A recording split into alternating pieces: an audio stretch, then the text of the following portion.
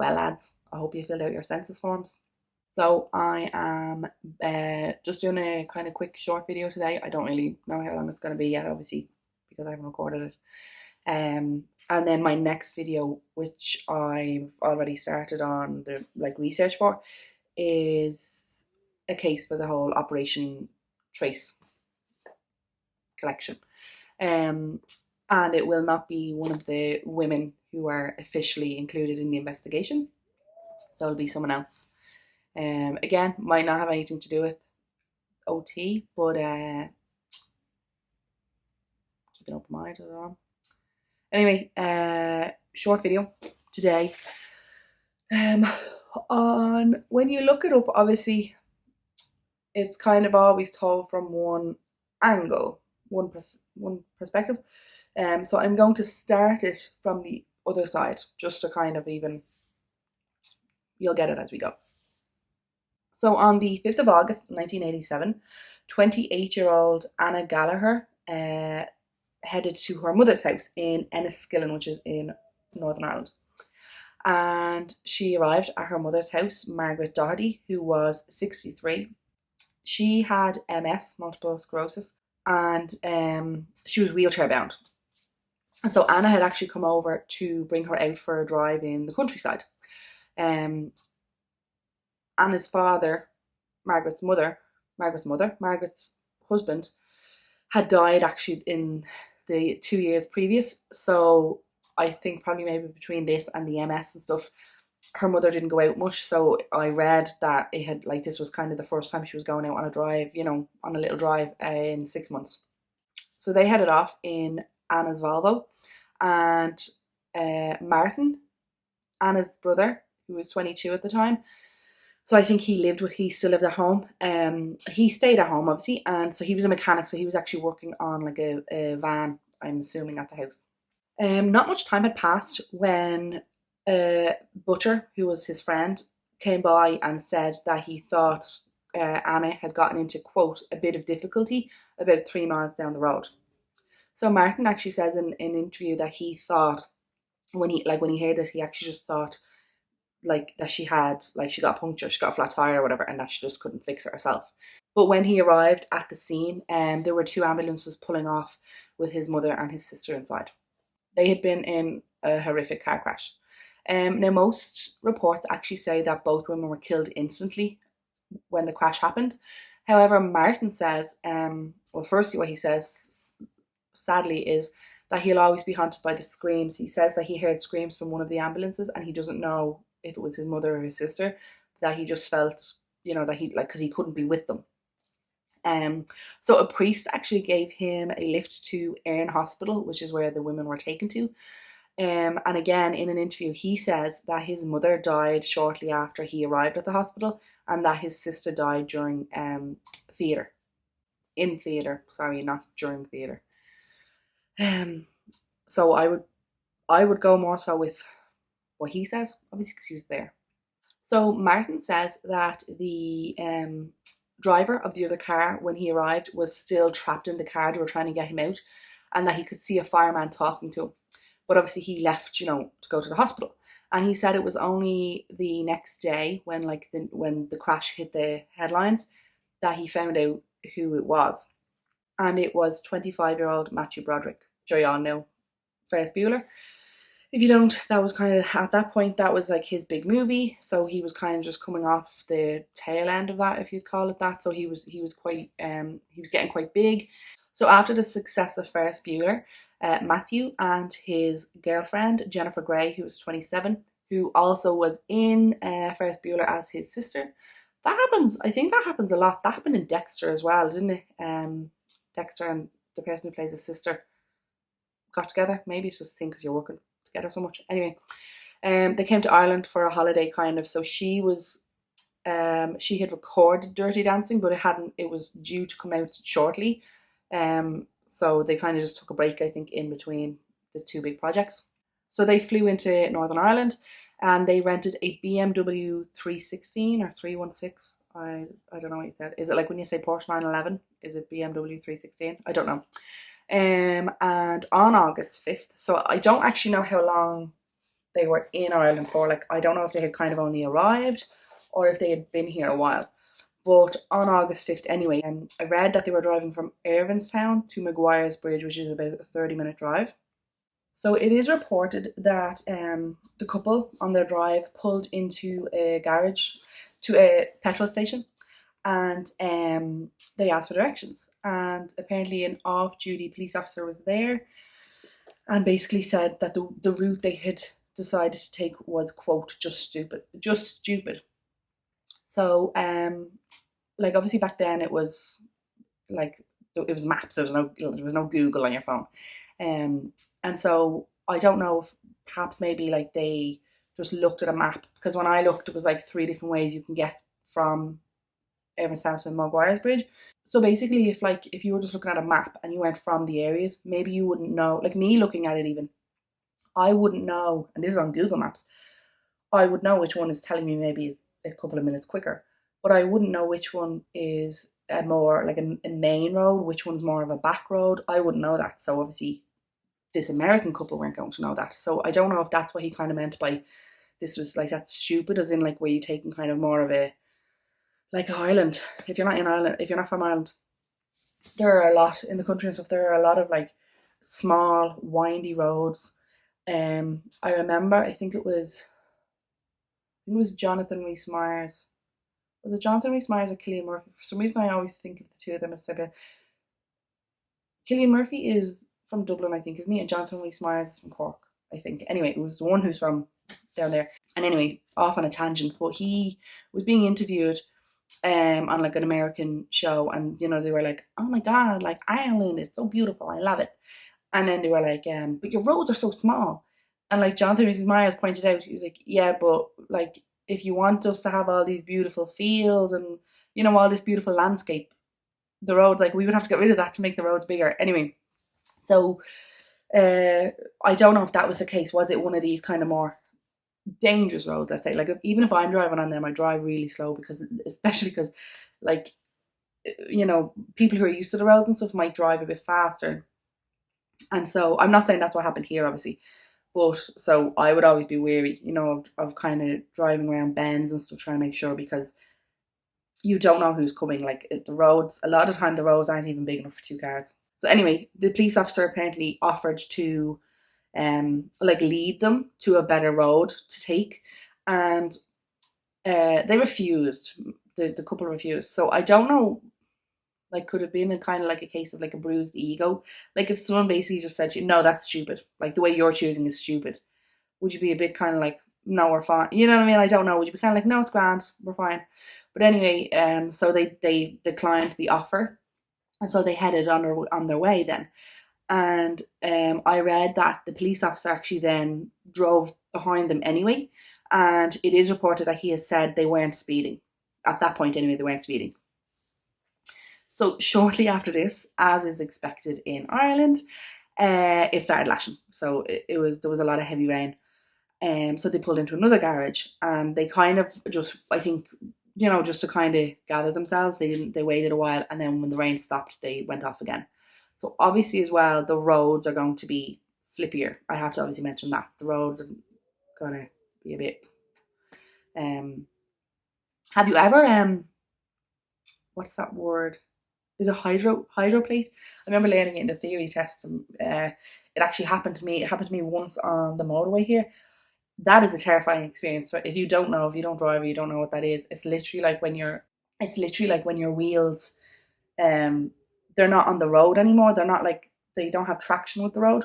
They're literally on the water. So your car is essentially just sliding. And if you try brake, that just makes it worse. So it's pretty scary. Less than a mile from the second petrol station, the BMW crashed into the oncoming Volvo. Matthew Broderick had veered onto the other side of the road. In an interview with the Belfast Telegraph, Martin says, he describes basically, he says, because we have a picture, I'll show you, we have a picture of the BMW, and as you can see, it's in bits. And then I haven't seen a photo of the Volvo. So Martin describes it as it had turned the opposite way from the impact, and that it was like quite close to the verge, like the grass verge or whatever, on that side of the road. And then like that, he said like you could obviously tell then that Matthew's car was on the wrong side of the road. The BMW had to be cut down the side to get Matthew out. I'm not really sure about on um, Jennifer's side, but from what I gather with their injuries anyway, I'd say his side took the kind of impact. But Ken Ramsey, one of the firefighters there, who was probably the one that Martin saw Matthew talk to, said that Matthew just kept saying, "Did I hurt them? Did I hurt them?" Jennifer and Matthew were also taken to Erne Hospital. Matthew had a fractured leg, fractured ribs, a collapsed lung, and a concussion. He was then actually moved to the Royal Hospital in Belfast to be treated, and he was there for a month, and he received like daily physiotherapy and stuff. Sorry, the Royal Victoria Hospital in Belfast. So superficially, Jennifer Gray actually had basically just bruises and severe whiplash, and it would only actually be discovered years later, like in 2010, when she was on Dancing with the Stars. They have to do obviously like a physical or something to check that they're okay for the dancing. And it was discovered that she had severe damage around her spinal cord. She actually had to have a titanium like plate fitted. And as far as I know, I also read, I think then they actually discovered some sort of tumor or something as well there. So in a way, it's kind of lucky then, because you don't know obviously what that would have been. But anyway, so that's how long her whiplash caused her affected her life. So Matthew and Jennifer were actually like dating secretly. It hadn't become public yet, but obviously after the crash, the relationship then was out in the open. She obviously was released, I think, pretty quickly, but she stayed by his bedside and skipped some of her, as I said, her promo tour for Dirty Dancing was supposed to start, so she actually skipped a good bit of that. So Matthew Broderick faced charges of causing death by dangerous driving, and if he was convicted, he could face up to 5 years in prison. So a makeshift court was held in the hospital for the preliminary hearing. This was on the 7th of September. And he was released on bail then of $4,100. I just realised I didn't get the pound figure.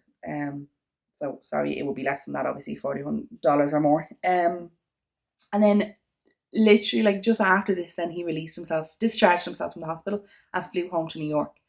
So just want to point out, then he obviously would have been able to go to actual court. Like they didn't need to make up the whole thing, But again, I don't know, was that kind of to avoid like the celebrity going to court? I don't know. When Matthew was questioned by police, he said that he didn't remember anything about the crash or even from before it. So he basically said, quote, "I don't remember the day. I don't remember even getting up in the morning. I don't remember making my bed. What I first remember is waking up in the hospital with a very strange feeling going on in my leg." On Monday, the 15th of February 1988, the trial went ahead. And Matthew Broderick was excused from attending. So he was obviously represented by his defence solicitor. I think he should have went. I think, I get like you're busy and all that, but I think out of respect for the two women who died, you should have attended in person. Like it's not like you wouldn't have the money to fly back. So he ended up being convicted of a lesser charge of careless driving, and the magistrate Robert Porter fined him £100, which in today's money is 240-ish pounds. Broderick's lawyer, David Smith, told the court that the actor was obviously very upset by the deaths and, quote, "At the end of the day, it is a tragic situation and no one will ever know exactly what happened." So what did actually happen? Because I read on different news sources that he was not under the influence of alcohol or any other substances. So that wasn't obviously a cause. He has admitted that he was on the wrong side of the road. So it's kind of just been assumed that out of habit he just went onto the wrong side of the road. Because in Ireland we drive on the left side of the road. I had to double check in my head there. So people have just assumed that out of habit then because in the US they drive on the right side of the road, that just out of habit that he veered onto the wrong side of the road. Now, I don't know the specific road that they're saying, but I know pretty close to it where it is, and it is said that it's been said like it's a straight, simple road.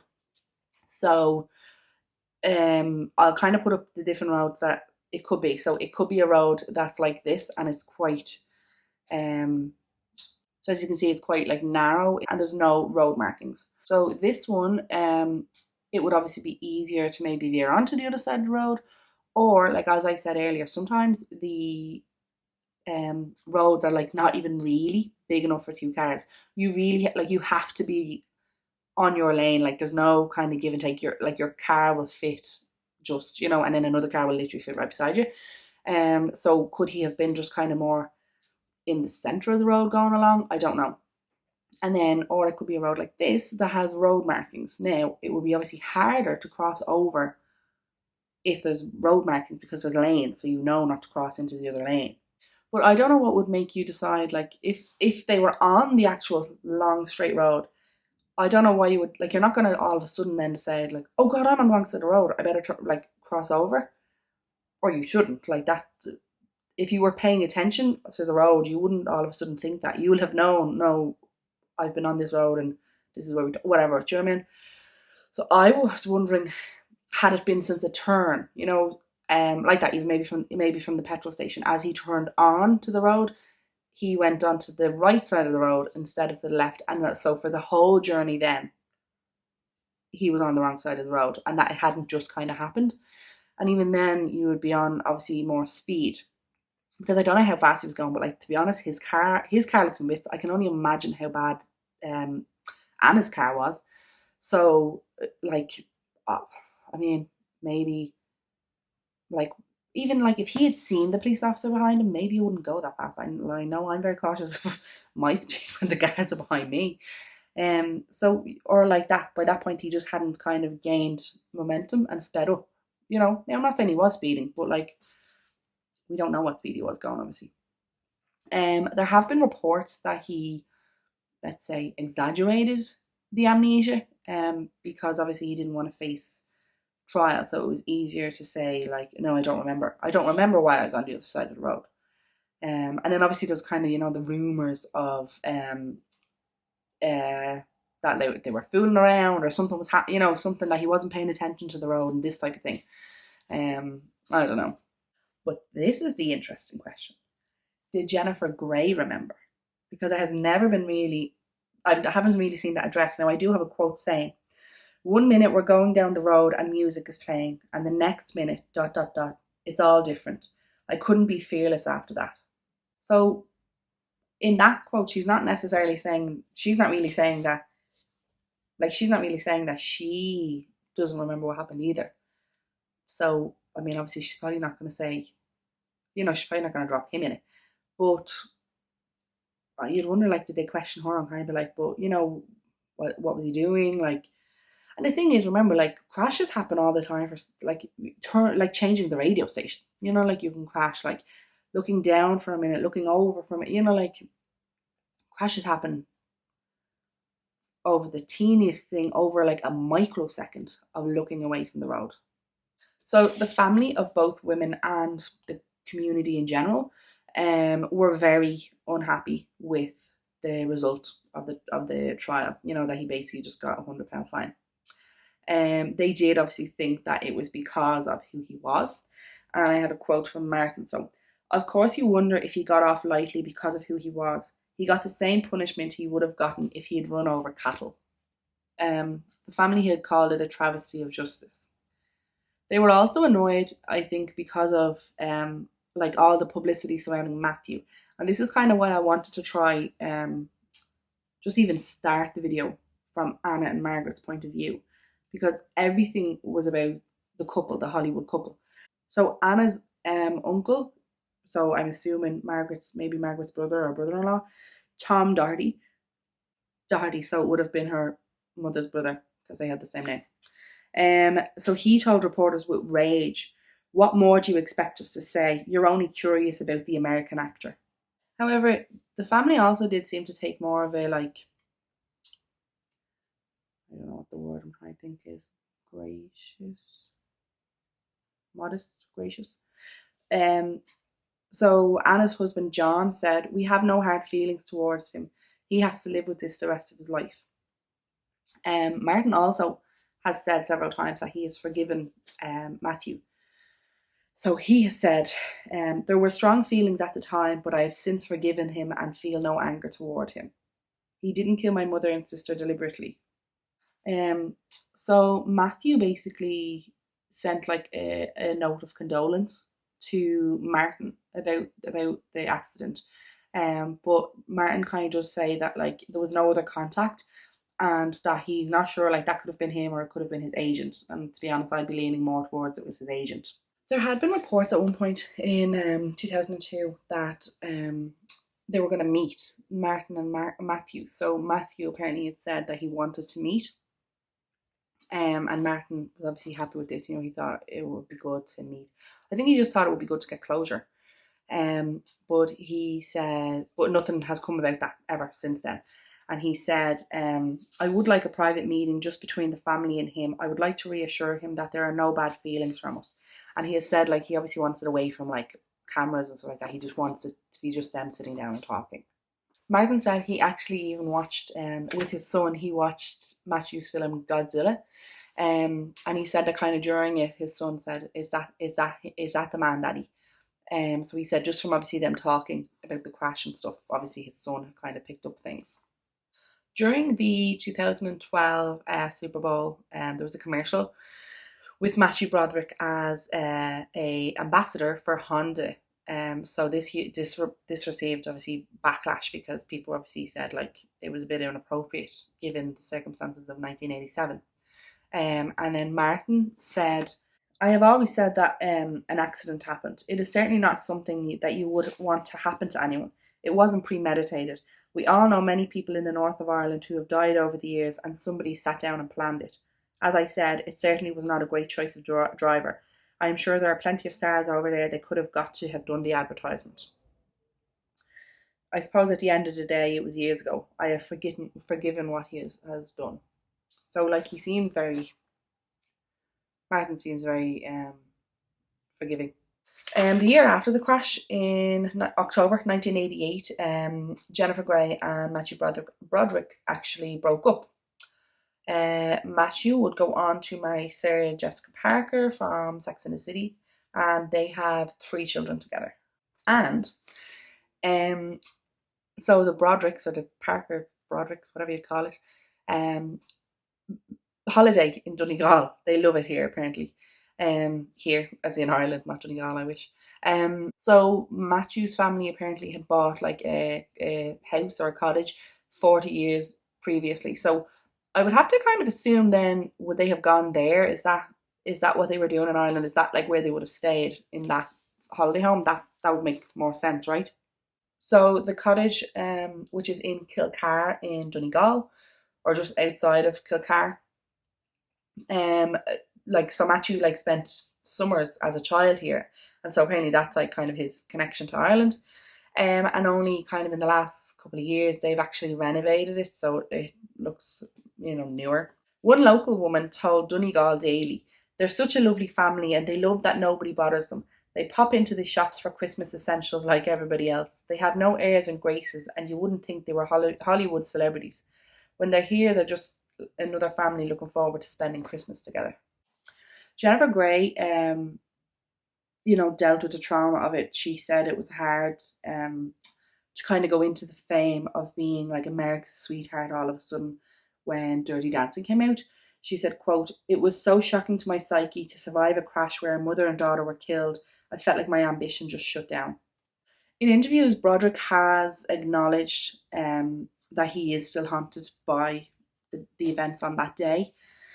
He said, quote, "It was extremely difficult coming to grips with what happened, but in time I felt better about that terrible experience. Therapy helped." I'm glad you felt better about that experience. I think he probably should have met Martin. I don't know at this point, is it just, kind of gone so long or whatever, but I do think maybe that should have happened. And maybe you would think it's weird or it's morbid or whatever, but if it like Martin lost two, members of his family. He lost his sister and he lost his mother, and he actually said that his mother's disease or illness had brought the two of them closer. When they were caring for her, it brought the two of them closer, and that they left a gap. That losing his sister left a gap in his life. So if it would bring, I would think kind of if he would think it would bring closure to him, that maybe he should have done it. I also think it's weird then if they're here all the time, like if they come like maybe once a year or something, even since the late 90s or something. Is that not a bit, you know what I mean? I know it's not exactly it's not the exact same area, but like Ireland is small, you know what I mean? You can get to them quick enough. Regarding whether, I don't really know. I mean, I remember when I first ever heard this story, I really thought negatively of Matthew, Matthew Broderick, because I just thought, like, so you killed two women. I know it's more complex than that, but I don't know really how I feel, to be honest. So you can let me know what you think. I definitely think that the fine was an insult to the two women who lost their lives. I know obviously cases can't be dictated on that, but he most certainly, could afford a lot more than that. I don't know. I just think I just thought that was really inappropriate. I did read something about the charges like that. They wouldn't have been able to really prove the higher charge or something like that, because you have to prove like that they drove worse, let's say, than a competent driver or something like that, or a normal driver, and that they couldn't necessarily do that. But in all fairness, if you were driving on the wrong side of the road, and I get that if you were in America or whatever, but you still, you should know that, like, coming here, like, there's apparently like signs and stuff when you leave the airport, like that would say in different languages, like drive on the left or whatever. Like if I drove on the left, or if I drove on the right, I'd be in trouble. You know what I mean? That would be classed as dangerous driving. So I don't really think just because you're not from the country that that's a valid excuse. I don't know. Let me know what you think anyway. Yeah. Right, guys, that is it for today's case. The tragic deaths of Anna Gallagher and her mother, Margaret Doherty. Yeah, so let me know what you think of the case. I know I will be working on the Operation Trace stuff, but please do let me know of any other cases you would like to see. That list gets longer and longer. But yeah, so the one that I am doing next, I had never heard of it until recently. And it's quite a sad one. They're all sad, obviously, but it is quite tragic, as usual. I hope you're all keeping safe. Yeah, so I'm hoping to get that video out shortly as well. And yeah, I think that's it. If you have any comments or suggestions or anything, let me know below, or you can email mystery n as in n the letter, mysteryandmurder@gmail.com. Yeah, so until the next video, thanks for watching. See you then. Bye.